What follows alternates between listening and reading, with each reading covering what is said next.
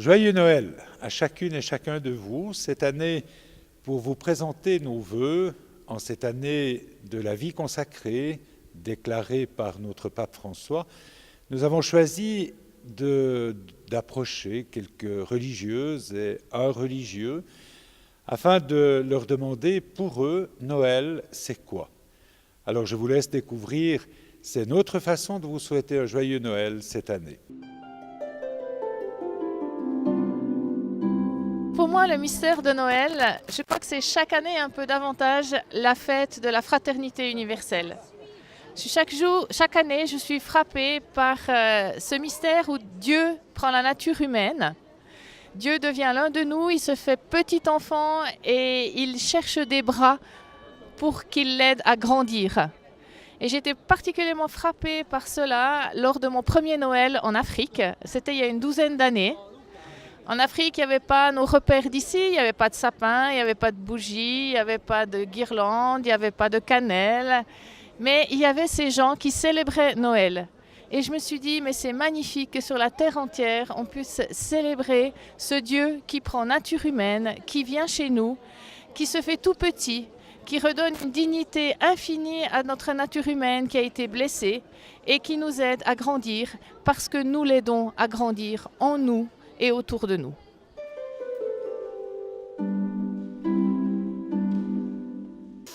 Et ce Dieu qui s'incarne est quelque chose d'extraordinaire parce que c'est lui qui vient à nous. C'est lui qui vient, qui prend notre condition humaine, qui partage notre chair. Et on a besoin de célébrer cet événement qui est à la base de tout le salut. S'il n'y avait pas eu Noël, il n'y aurait pas le mystère de mort et de résurrection du Christ. Et c'est là que s'ouvre notre vie vers cette vie qui nous a été donnée par la mort et la résurrection, mais ça débute à Noël. Et je ne suis pas insensible non plus à cet aspect chaleur, tendresse humaine qui se dégage de Noël, parce que c'est autour d'un berceau. Et c'est ce qui émane naturellement d'un berceau, la tendresse et la chaleur humaine. Le souvenir le plus important et le plus impressionnant, ça a été la première veillée de Noël parce que je ne savais pas comment ça allait se passer. Et donc, c'est cette longue attente qu'on vit en silence, chacune pour soi. On a un moment de prière commune et ensuite, jusqu'à minuit, chacune est en silence et en prière. Et ce moment-là d'attente et de préparation à l'accueil de la fête, le premier Noël était pour moi très impressionnant et très important. Et je pense qu'il imprègne encore aujourd'hui ma façon de vivre cette veillée. Selon saint François, lequel je veux suivre dans ma vie de capucin, la fête de Noël est la fête des fêtes. Ce n'est pas seulement la naissance d'un petit Jésus, mais l'incarnation de Dieu, c'est-à-dire une relation absolue et permanente avec le monde. Incarnation, ça veut dire Dieu est solidaire avec le monde, avec les hommes, mais pas seulement les hommes, mais aussi les animaux et toute la nature, toutes les créatures. Et maintenant, ça donne une valeur à chaque pierre, à chaque plante, à chaque animal et à chaque homme.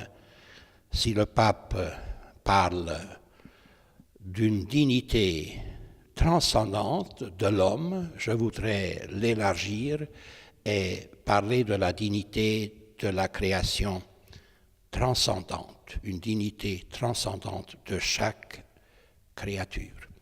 Quand j'étais gardien à Altorf, j'ai toujours adressé la parole à chaque frère, c'est toi qui es l'adressat de l'amour de Dieu. C'est toi qui es aimé, toi personnellement, et comme preuve de cet amour désintéressé et individuel de Dieu, je te donne cela ou cela.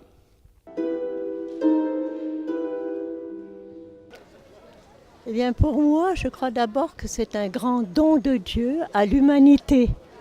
Un don. Alors Jésus naît pauvrement, comme on le sait, dans une crèche, et vraiment fragile et dépendant. C'est pour cela qu'on aime bien Noël, parce que c'est Dieu qui s'incarne par sa parole, qui est le Christ, le Verbe incarné, bien sûr, mais pour le salut du monde. Et je crois que c'est pour moi le Sauveur, c'est ce qui me ravit le plus, sauver le monde qu'on connaît aujourd'hui, qui a besoin de salut. Et quand on pense aux chrétiens du Moyen-Orient, à tous ceux qui souffrent, au Nigeria, etc., je crois qu'il y a de quoi sortir de nos jolies crèches pour que nous-mêmes, nous soyons peut-être des crèches vivantes. Noël, pour moi, c'est la naissance de Jésus, le Fils de Dieu. Il est venu partager notre humanité. Il se révèle à nous dans la fragilité d'un nouveau-né. Il nous apporte le meilleur des cadeaux. Il nous dit que nous sommes enfants de Dieu. Et du coup, chaque homme et chaque femme deviennent nos frères et sœurs en humanité. Noël, c'est un Dieu si grand qui se fait si proche de nous. Noël, pour moi, c'est pouvoir reconnaître en chaque homme, en chaque femme, une sœur. Ça nous ouvre des horizons. Ça me rappelle que la famille, ça va bien au-delà de ce que j'imaginais. Ça dépasse toute frontière en fait.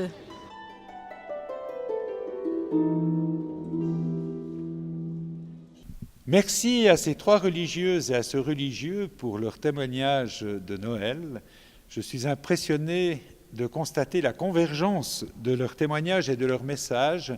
Ils se sont laissés transformer, irradier par l'incarnation, ce Sauveur fait chair, l'Emmanuel.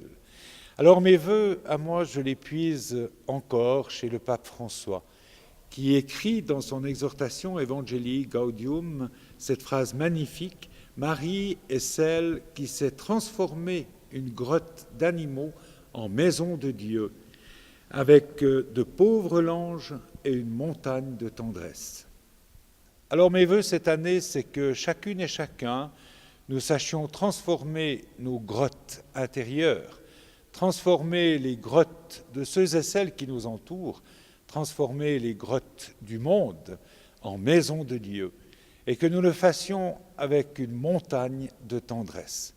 C'est pour moi aussi l'occasion de vous dire un très très grand merci à vous toutes et tous qui êtes engagés professionnellement ou bénévolement au service de l'Église qui est dans ce canton de Fribourg. Que ce Noël soit vraiment une fête de la joie, une fête de famille, une fête de la fraternité, une fête de la communauté. Et je souhaite vraiment que personne ne soit seul en ces fêtes de Noël et en aucun jour de la nouvelle année.